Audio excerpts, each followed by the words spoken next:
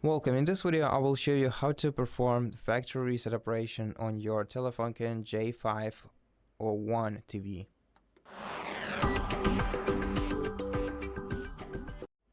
First of all, you have to press home button on your remote control to open this sidebar, and on this sidebar you're gonna have to navigate to settings tile and then scroll to the installation option.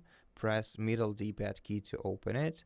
And after that, we're gonna have to scroll down to first time installation option, and this is basically the factory reset option. If you select first time installation and click yes, this will reset your TV to default settings and will erase all data previously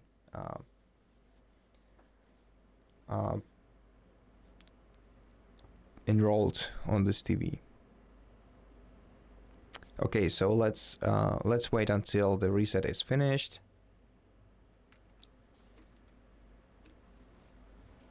At this point, the factory reset operation is finished. Thank you for watching this video. If it helped you, please consider subscribing to our channel, leave us a like and a comment below, and I'll see you in the next one.